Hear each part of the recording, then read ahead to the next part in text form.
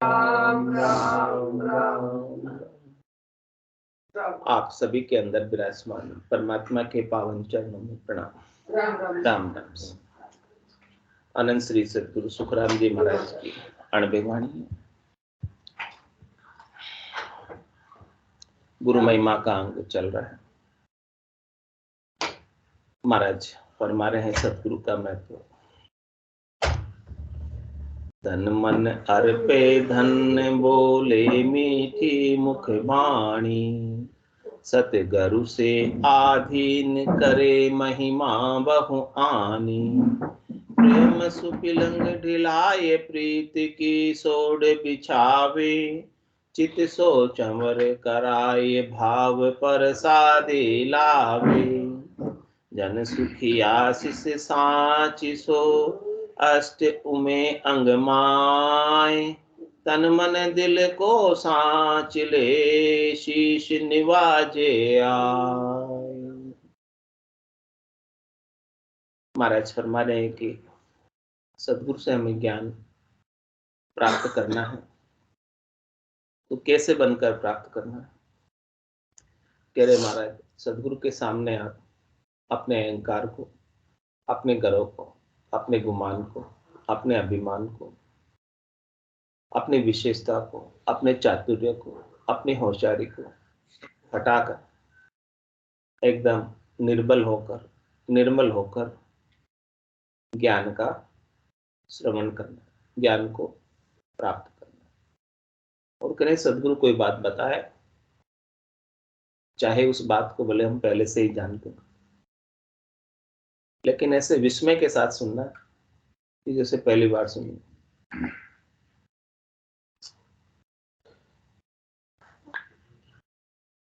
ऐसी लगन होनी चाहिए, ऐसी चेष्टा होनी चाहिए कि बात भले रिपीट आ रही हो, कल वाली बात वापस आ जाएगी। बात तो वो आएगी, दूसरी नहीं आएगी, लेकिन हर दिन विस्मय के साथ सुनना है कि नई बात है।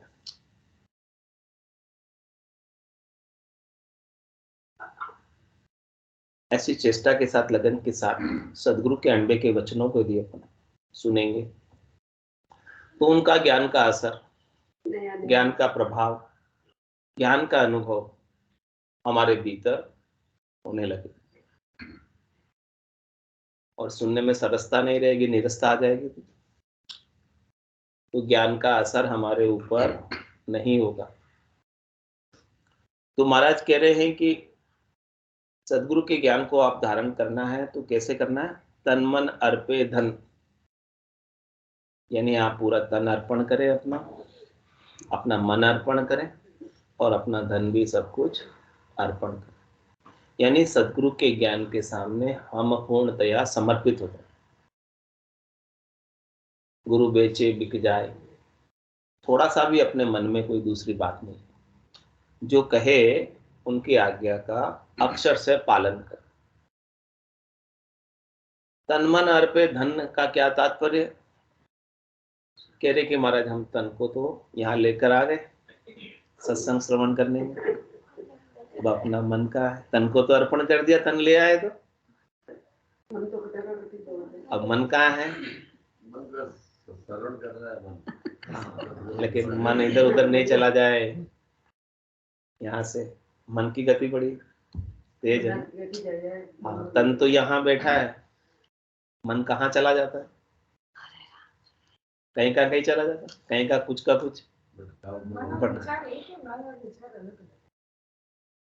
मन के अंदर विचार आते हैं, मन जाते और आते रहते हैं, संकल्प विकल्प करता है मन, अनेक प्रकार के विचार आते हैं, चिंताएं उठती है, वो सब मन के अंदर तरंगे होती हैं, जैसे जल के अंदर लहरें आती हैं। बाहर बोलने से अपने अंदर क्या विचार आ रहे हैं, अंदर तो विचार आते हैं ना, मन के उद्विग्न होने पर विचार आते हैं। जब हवा चलती है तो पानी के ऊपर से लहरें उठने लगती, पेड़ पत्ते हिलते हैं, तो ये भीतर के अंदर उद्विग्नता है, अस्थिरता है, उसकी वजह से विचार आते। जिस दिन स्थिरता आ जाएगी उस दिन विचार आना भी। कुछ विचार नहीं है, कोई चिंता नहीं है, ये करना वो करना, ये करना वो करना। अब इसमें देखो बनाई टिकट कलकत्ता मुंबई सब निकल जाएगा। तो महाराज कह रहे कि आपके मन को भी यहाँ लाकर सदगुरु के ज्ञान के सामने अर्पित करना है, यानी समर्पित करना है। आपका मन भी ज्ञान से हटकर, आपकी सुरता भी, आपका ध्यान भी ज्ञान से हटकर अन्यत्र कहीं नहीं जाए, यही कहीं लगा रहे। तो तन तो आप ले आ गए, इसलिए तन अर्पण हो गया, और मन को भी यही अर्पित कर दो सदगुरु के ज्ञान। मन मान जाए तो काम हो जाए, मन नहीं मानता तब तक काम नहीं होता। इसलिए मन को मना लो। ज्ञान देना है तो किसको देना है? अपने ही मन को देना। समझाना तो किसको समझाना? अपने ही मन को समझाना, किसी दूसरे को नहीं समझाना। अपना मन मान गया तो अपना काम हो गया। तो कह रहे महाराज तन मन अर्पे धन, अब धन भी आपको लाके सब देना है, घर पे मत रखना। धन अर्पण करने का क्या तात्पर्य है कि आपकी जितनी भी श्वासें हैं ना, ये सब आपका धन है, कीमती धन है। सदगुरु आपसे क्या चाहते हैं? श्वासा रूपी धन चाहते हैं आपसे। इस श्वासा रूपी धन को आप राम जी के लेखे लगा लो, राम जी के नाम के सुमरण में लगा लो, तो ये आपके काम आ जाएगी। नहीं तो ये श्वासें सब ऐसे ही बेकार चली जाएगी, व्यर्थ चली जाएगी। राम भजन बिन श्वासा जावे, सो सब रेत मिलाई, मन रे सिमिर सिमिर हलसाई, मन रे सिमिर सिमिर हलसाई। राम जी के नाम का सुमिरन करने में तू प्रसन्न रहे, खुशी से, प्रेम से, आर्त भाव से, हृदय से पुकार कर राम जी के नाम की। तो अपना धन जो है ये श्वासों का बड़ा कीमती अमोलक है। एक एक श्वास हीरे के समान कीमती। कहता हूँ कह जात हूँ, कहाँ बजाऊं ढोल, एक श्वास में जाते तीन लोग को मोल। कोई त्रिलोकी का मालिक भी होवे, सारी संपत्ति उसकी होवे, और कहे कि भाई मेरे को थोड़ी सी एक दो श्वास से ज्यादा मिल जाए, ये बदले में मैं आपको सब धन दे देता हूँ। एक श्वास पे ज्यादा नहीं मिलती, काम नहीं मिलती। तो देखो कितनी कीमती श्वासें हैं। इतनी कीमती श्वासों को अपन व्यर्थ में नहीं गमाए, इधर उधर के कामों में, फालतू के कामों में, जिसकी कोई आनी जानी नहीं, जिसका अपने लिए कोई उपयोग नहीं, जिसका अपने को कोई लाभ नहीं है, जिसमें अपना कोई भला नहीं है, जिसमें अपना कोई कल्याण नहीं है, उन कार्यों के अंदर अपन अपनी श्वासों को खर्च नहीं करें। हमारी अधिकतम श्वासें उन्हीं कार्यों में खर्च होती है। और 24 घंटे में कितनी श्वासें खर्च हो जाती हैं? 21,600 श्वास रोज कम पड़ रही। कल का दिन बीत गया, अपने खाते में से 21,600 डिडक्ट हो गए, माइनस हो गए, बैलेंस उतना कम रह गया। कैरी फॉरवर्ड आज का दिन भी निकल जा रहा है, आज भी 21,600 कम हो जाएगी। तो रोज प्रतिफल, ये तो एक एक बूंद की तरह पानी झर रहा है टंकी में से, नई आवक नहीं है, बूंद बूंद करके गड़ा बर्तन, ऐसे बूंद बूंद करके श्वासें निकल रही है। नई आवक कुछ नहीं, क्योंकि जितनी अलॉट होनी थी वो एक ही बार में हो गई। कितनी हो गई थी पहले एक बार में अलॉट? 77 करोड़ 76 लाख। इतनी सारी श्वासें धन आप लेकर आए महाराज, वो सारा धन आपको अर्पण करने की कह रहे। फिर बोले सारा धन श्वासों का हम यही अर्पण कर देंगे तो और दूसरा काम नहीं करेंगे। महाराज कह रहे उसके मैं आपको मना नहीं करता। हाँ, काम भी करो, हाथ काम मुख राम, हृदय सांची प्रीत, दरिया ग्रस्ती साध की आई उत्तम। ग्रस्त में रहना आपको, शरीर का खटक्रम तो करना पड़ेगा ना, शरीर का सारा व्यवहार करना पड़ेगा, तो वो सब करना है, उसके लिए कोई मनाही नहीं। लेकिन हाथों से काम करो, लेकिन मुख से तो राम राम कर ही सकते हो, नहीं कर सकते तो करते काम भूल जाते हो, बार बार बिसर जाते हो। तो महाराज कह रहे भूलना नहीं है, बिसरना नहीं है, हाथों से काम करते रहो, लेकिन मुख से राम राम चलता रहे, चाहे धीरे ही चले लेकिन चलता रहे बस। और हृदय में प्रीत स्मृति बराबर बनी रहे परमात्मा की, अपने स्वरूप का बोध रहे, अपने ब्रह्म होने का विचार अपने भीतर चलता रहे। तो कह रहे महाराज तन मन अर्पे धन, इस प्रकार से सब कुछ अर्पण कर, तन को भी, मन को भी और धन। और ये मानो कि संसार का जो तन हमें मिला है वो भी हमारा नहीं है, संसार में मन हमें मिला है वो भी हमारा नहीं है, संसार में धन हमें मिला है वो भी हमारा नहीं है। हमको तो थोड़े समय के लिए ये तीनों चीजें सदुपयोग करने के लिए परमात्मा ने कृपा करके दी है। इसे अपन अपना मान लेते हैं, फिर थोड़ा सा चला जाता है तो प्रदान हो गया, दान और प्रदान, भगवान की दी प्रदान हो गया, प्रदान हो गया। अपन इसे अपना मान लेते हैं, तन को भी अपना मान लेते हैं, मन को भी अपना मान लेते हैं, और अपने मन की नहीं हुए तो दुखी हो। क्योंकि अपन ने अपना मन माना इसलिए अपने मन की नहीं हुई तो दुखी है, और तन को भी अपना माना इसलिए अपने मन में, अपने तन में कुछ भी प्रॉब्लम हो जाए तो दुख होता है, और धन को भी अपना माना इसलिए दुखी। तो थोड़ा सा धन चला जाए अपना, पड़ोसी का जाता दुखी होते हो क्या? अपना जाता तब दुखी होते हो, पड़ोसी का कितने चला जाए मेरे को कोई दुख नहीं है, इसने अपना माना इसका दुख है। तो महाराज कह रहे कि तन मन और धन को अपना क्यों मानते हो आप? आपका है क्या? आपका है तो आप ले जाना साथ, जिसका है वो यहाँ नहीं छोड़ के जाना, सब साथ लेके जाना। जा सकते क्या कोई? फिर आपका कैसे हुआ? अगले बड़े रहे सब लेके गए साथ में, या आपके लिए छोड़ के गए?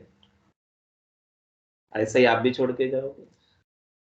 लेके कोई नहीं जा सकता यहाँ से। रीतु ही आयो रीतु ही जासी, भूख को प्यासो नागो रे, अंदन लक्ष्मी छोड़ चले गो, साथ न चाले दागो रे। इसमें से एक धागा भी आप साथ लेकर नहीं जा सकते, आपका है ही नहीं इसलिए नहीं ले जा सकते, आपका हो जाता होता तो ले जाते, छोड़ थोड़ी जाते। जिसकी जो वस्तु है लेके जाता है, छोड़ के थोड़ी जाता है, लेकिन वास्तव में आपकी है नहीं। इसको महाराज जी बहुत अच्छे से समझाते हैं कि भाई दुख तो होता है, मन प्रकृति का है तो आपको दुख तो होगा ही होगा, तो बस इसको इस तरह से विचार कर लो कि ठाकुर जी ने मेरे पास रखने के लिए भी थी, मेरे पास है, जिसके पास उसको सौंपनी। बस आपको एक लिमिटेड समय के लिए उपयोग के लिए मिले, आप इसके ट्रस्टी है, मालिक नहीं है। लेकिन अपन मालिक बन जाते हैं, तो मालिक बनते ही दुखी होते हैं। तो महाराज कह रहे तन मन अर्पे धन, इन सबको आप परमात्मा के अर्पण कर दो, तेरी तुझको अर्पण क्या लागे मेरा। मेरी तो है ही नहीं, लेकिन मैंने जबरदस्ती ब्रह्मवश मेरी मान रखी है, इसलिए मैं दुखी हो रहा हूँ। हे परमात्मा, ये सब कुछ चीजें आपकी ही है, और आपकी ही सेवा में, आपके ही कार्यों में सदुपयोग मुझे करने के लिए मिली है, तो मैं उनका सदुपयोग आपके कार्यों के लिए, आपके सुमरन के लिए, आपके भजन के लिए मैं इसको उपयोग करूं, तो इसका तो सदुपयोग हो। और मैं मेरी स्वार्थ पूर्ति के लिए करूं तो इन सब चीजों का दुरुपयोग हो गया। तो महाराज कह रहे दुरुपयोग नहीं करना है, सदुपयोग करना है। ठीक है, जिसका जिसको अर्पण कर दिया। और फिर आगे क्या बोले? बोले मीठी मुख बानी, अपने मुख से हमेशा कौन सी बानी बोलनी है? मीठी बानी बोलनी। मीठी बानी बोलिए, मन का आपा खोल, औरन को शीतल करे, आपो शीतल हो। ऐसी बानी बोलो कि सब सुनने वाले भी खुश हो जाए, प्रसन्न हो जाए, शीतलता उनके अंदर व्यापे, और अपने अंदर भी शीतलता बराबर बनी रहे। कड़वी वाणी कब बोलते हैं? जब क्रोध आता है। क्रोध कब आता है? जब अहंकार होता है। अहंकार कब होता है? जब चीज को अपन अपनी मानते हैं, चोट लगती है, उसके ऊपर चोट लगती है, और क्रोध आता है। क्रोध आते ही कड़वी वाणी चालू। तुम्हारा तो जब चीज आपकी ही नहीं है तो अहंकार किसका करते हो? शरीर भी आपका नहीं है, अहंकार किसका करते हो? धन भी आपका नहीं है, अहंकार किसका करते हो? कुछ भी चीज तो इसमें आपकी नहीं है, क्यों अहंकार करते? जब अहंकार नहीं रहेगा तो अहंकार पर चोट कौन करेगा? फिर अहंकार पर चोट कोई नहीं करेगा तो आपको क्रोध कैसे आएगा? आएगा क्या? नहीं आएगा। आज के बाद तो नहीं आएगा। बात समझ में आ गई हो तो नहीं आएगा, बात समझ में नहीं आएगी तो आएगा। आई कि नहीं आई बात समझ में? तो आप क्रोध तो नहीं करोगे कोई? क्यों शर्मा जी, क्रोध तो नहीं करोगे कुछ? अभी उस लेवल नहीं आया। नहीं आया अभी, तो बात अभी पूरी समझ में नहीं आई। कोशिश कर रहे हैं लेकिन वो लेवल नहीं आया। कोशिश करते हैं। कोशिश तो कर थोड़ा रहे हैं सुधार तो हुआ लेवल। लेकिन ये जरूर है ट्रांसफॉर्मेशन तो हुआ। ये जन्म चेंज जन्म तो के संस्कार है। तो कह रहे हैं कि मुख से हमेशा आपको कौन सी पानी बोलनी है? मीठी है। मीठी पानी बोलनी। आप भी शीतल रहो और दूसरों को भी शीतलता प्रदान करो। तो तन मन अर्पे धन, ये सब कुछ आप अर्पण कर दोगे ना, तभी ही बोल पाओगे मीठी पानी। जब तक आप अपना मानोगे ना, तब तक मीठी पानी बोल नहीं पाओगे, कड़वी पानी रहेगी। तो तन मन अर्पे धन बोले मीठी मुखबानी। और फिर क्या कह रहे हमारा शिष्य की बता रहे बात, ये शिष्य को कैसे रहना है इस संसार में। जिन्होंने सदगुरु के ज्ञान को धारण किया उनको कैसे रहना। दूसरों की आप परवाह मत करो, तो दूसरे तो जिनको ज्ञान नहीं वो तो वैसे ही रहेंगे, उनके लिए आप मत सोचो।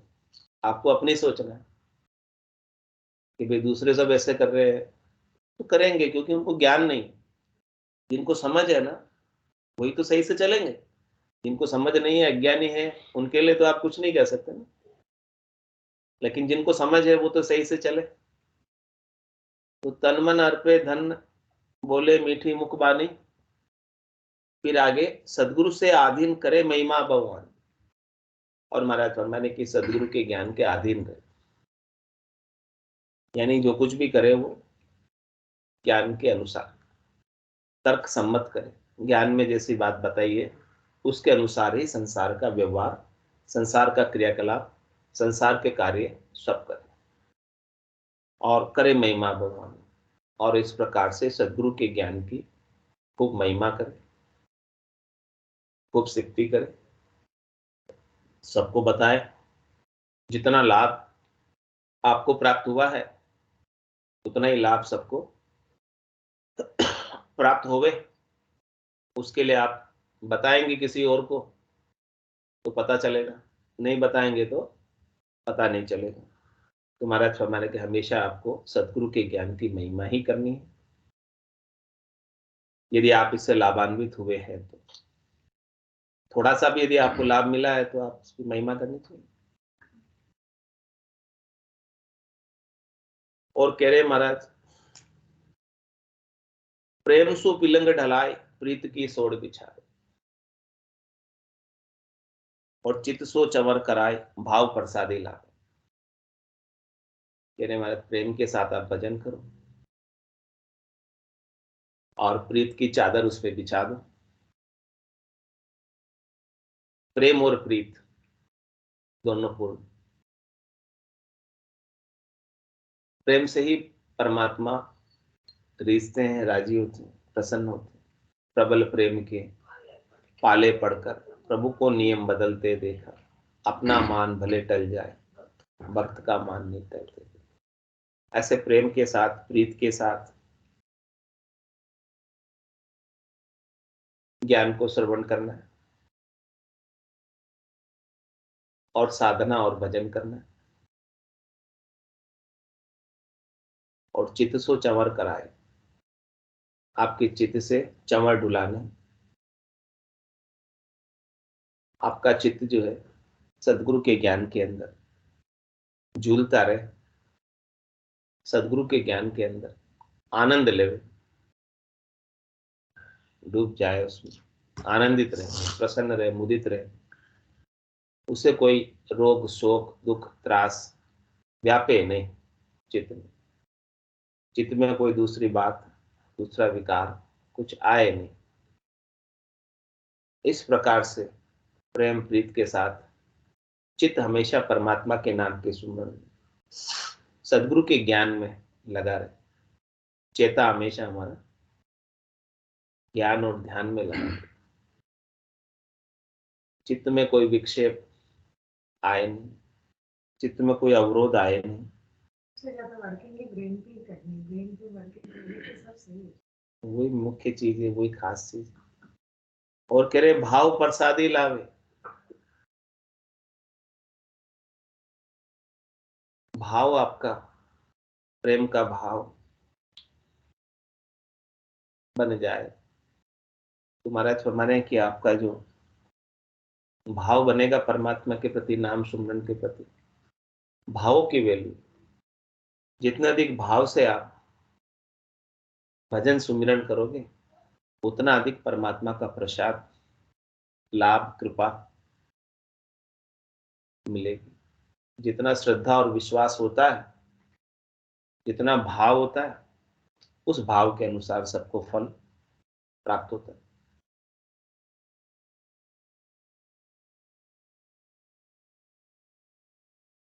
और महाराज फरमा रहे कि सदगुरु को इस प्रकार से ट्रीट करना, भीतर की साधना में भी और बाहर भी, व्यवहार काल में भी,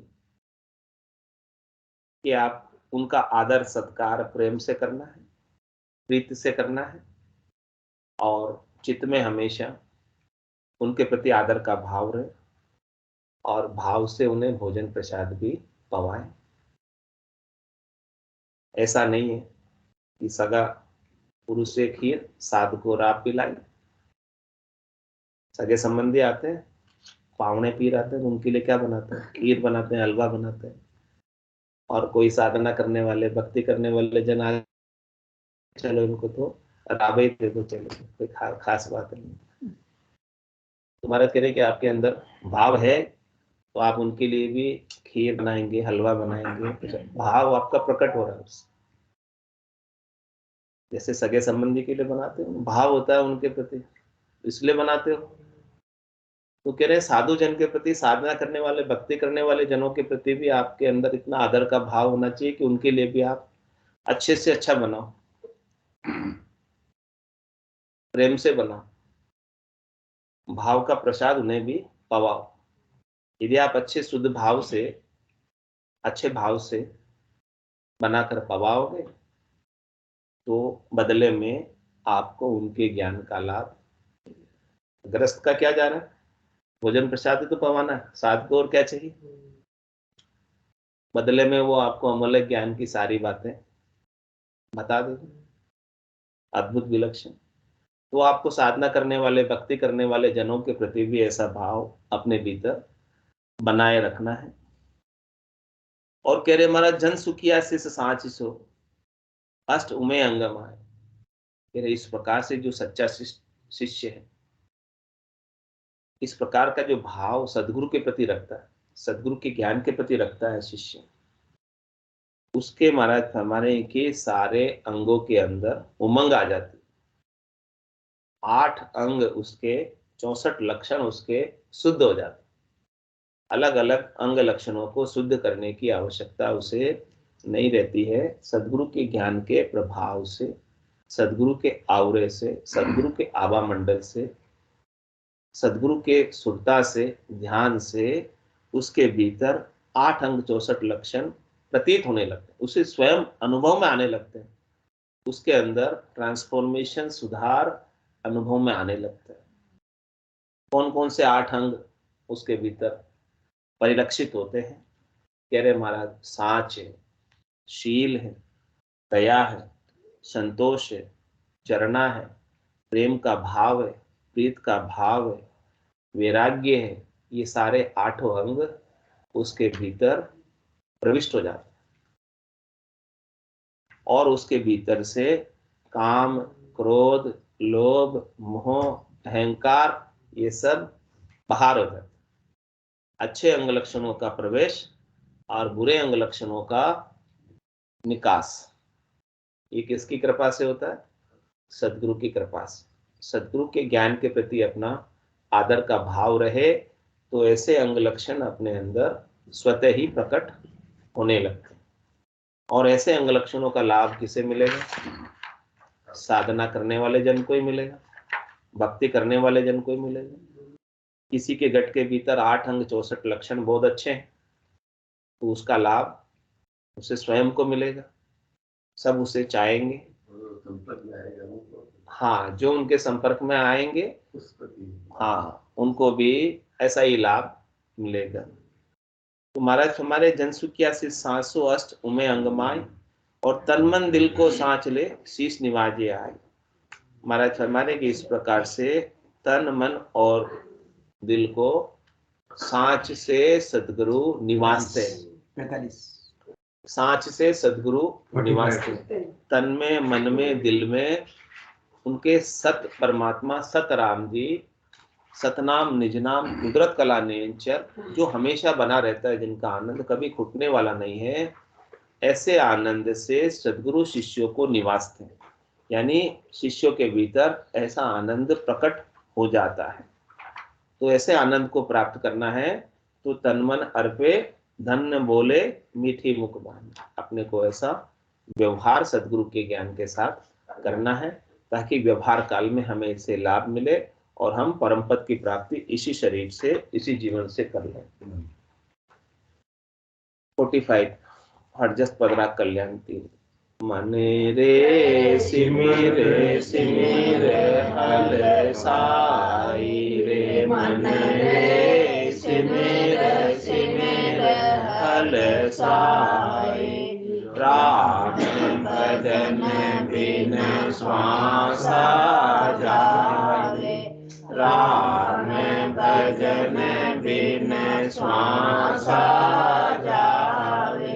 सो सब रेत मिलाई रे, मन रे सिमिर सिमिर हल साई रे, मन रे सिमिर सिमिर हल साई। राम भजन की ढील करे रे, करे में भजन की ढील करे रे, करे माँ की ताकी दी मेरे रामा, करे माँ की ताकी दी। सत संगत तज जाय हताया, सत संगत तज जाय हताया। फिट लानत तोय गीदी मेरे रामा, फिट लानत तोय गीदी रे। मन रे सिमिर सिमिर हल साई रे, मन रे सिमिर सिमिर हल साई। जग सोहे साध सुखी को, जग सोहे साध सुखी को। हर तज आने मनावे मेरे राम, हर तज आने मनावे। सत्य बात की अवज्ञा करे के, सत्य बात की अवज्ञा करे के।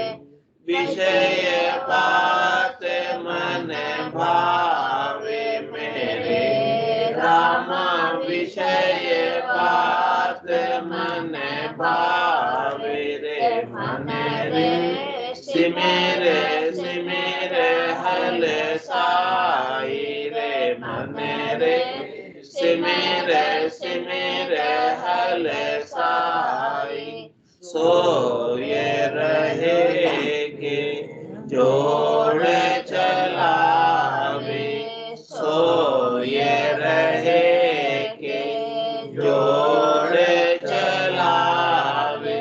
काय मुन गहे मन माई मेरे रामा, काय मुन गहे मन माई। कै सुख राम धीरज मन तोने, कै सुख राम धीरज मन तोने। राम रटे क्यों नाई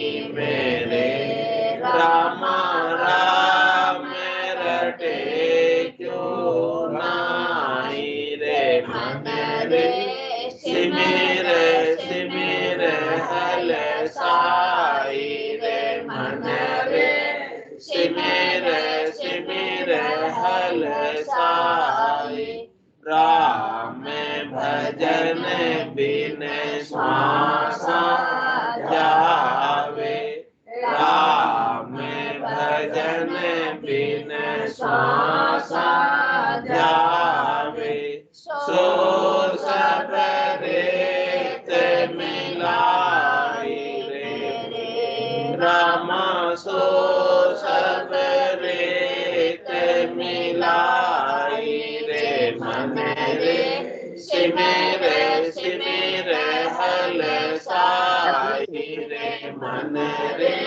सिमर सिमर हल साई। बोलो राम सतगुरु देव जी महाराज ने दिन्य हो परम दयाल सतगुरु सुखराम जी महाराज ने दिन्य हो अनंत श्री सतगुरु सुखराम जी महाराज के ज्ञान स्वरूप भगवान ने दिन्य हो केवल भगवंता ने दिन्य हो जीवा कारण जान दिन्य हो मोक्ष के मालिका ने दिन्य हो अनंत कोटि संतान दिन्य हो राम राम सा राम सा सब संतान ने सत्संग ने राम राम राम राम राम राम राम।